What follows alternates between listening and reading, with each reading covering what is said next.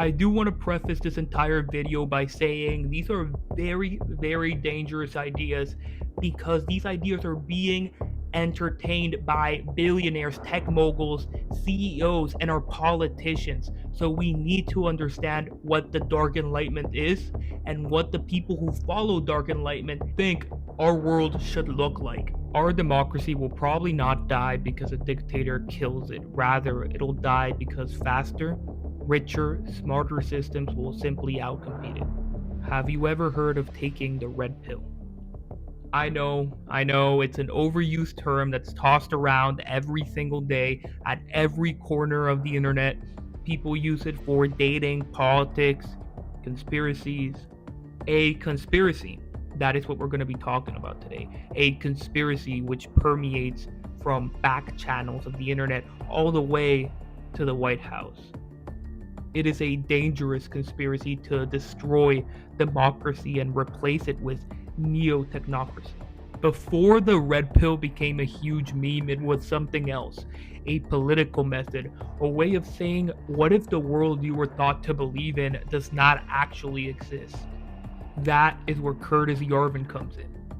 Yarvin is a man quoted by Peter Thiel and JD Vance, a man that has been a guest of honor for events hosted by the Trump administration. Overstated the extent to which you and JD Vance are friends, but he has mentioned you by name. You've been on Michael Anton's podcast, and Michael Anton has been tapped by Trump to be high up State Department, talking with him about how to install an American Caesar. Peter Thiel, a major Republican donor, has said, you're an interesting thinker. Yarvin is not a nobody. He didn't invent the red pill, but he did help turn it into a political worldview. Under the name Moldbug, he built one of the strangest, darkest, and most important critiques of modern democracy. Operating in the shadows of the internet, needless to say, is a man called Curtis Yarvin.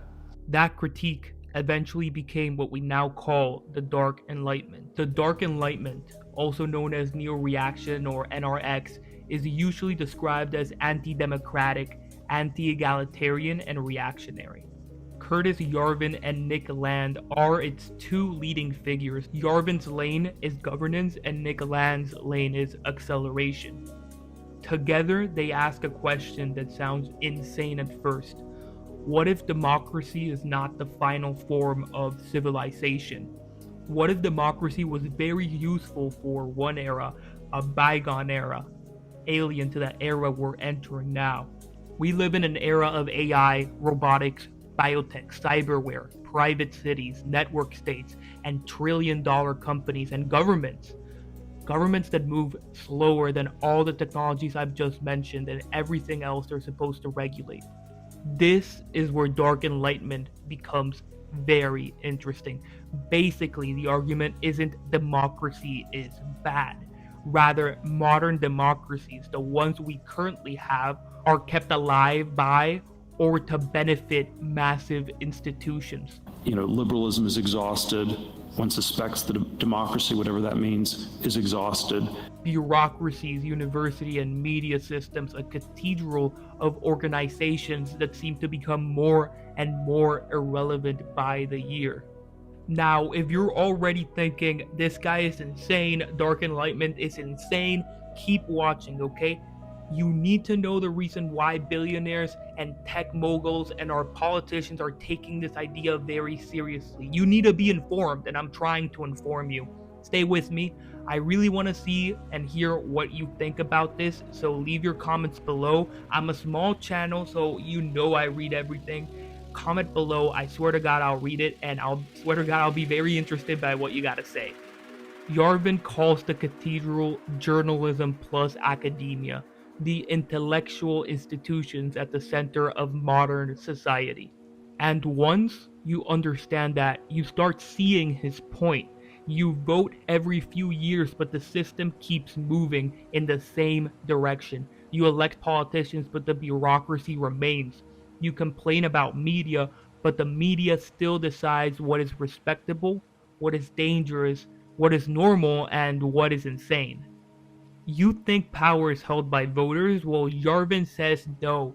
Power is held by the people who shape reality before voters even touch a ballot. This is the red pill. This is the red pill. Not that everything is fake, not that every institution is evil. The red pill states that power does not always sit where the civic textbook says it sits. And that is true. The question is, why are we pretending? Why are we pretending a system is democratic if the real decisions are made by permanent institutions? Why are we pretending politicians run a state where they cannot even control the machinery that's underneath them? This is where Yarvin's ideas get darker. He argues that the state should be treated more like a corporation. Not because corporations are morally pure, they're obviously not, but because a corporation has something modern governments often lack: ownership, hierarchy, and responsibility, a clear chain of command. If Apple releases a terrible product, you know who to blame.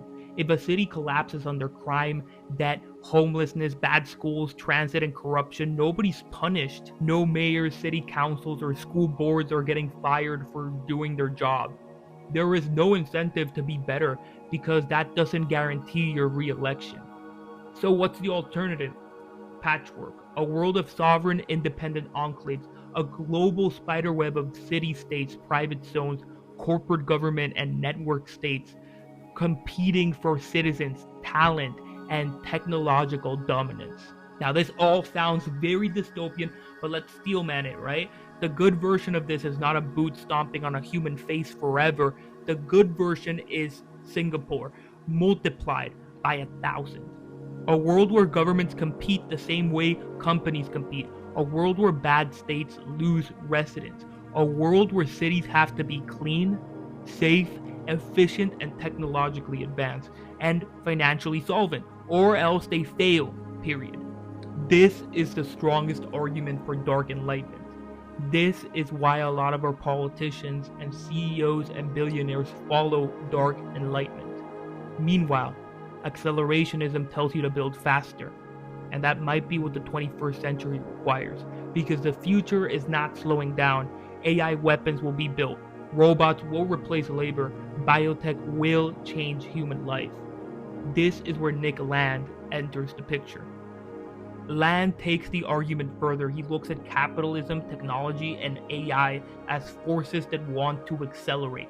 Democracy, bureaucracy, egalitarian politics all become brakes in this machine. And whether you like Land or not, look around. Is he entirely wrong? Every serious country is racing towards AI. Every serious company is automated. Every serious military is integrating software, drones, sensors, and machine learning. Every major power understands that the next empire will be built on computation.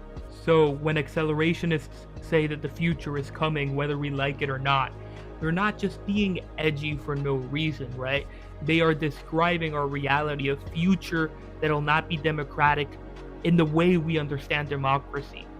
Maybe. But yeah, that's basically the Dark Enlightenment. I'm not sugarcoating anything. I'm being intellectually honest with you guys. And this is why you see a lot of people supporting this argument. All the clips that I've played throughout the video of our politicians and the richest people in America that are very supportive of this argument, Dark Enlightenment. That's because it does have something to say about the current state of our world, and it is offering solutions. Are these solutions correct though? I want you to tell me about it in the comments. What do you think, honestly? Are these solutions relevant? Are these solutions correct? Honestly, I want to hear what you got to say. Comment it. I read all the comments. I'm a very small channel, so you know I'm reading everything. So yeah, tell me what you think, and I hope you have a great day.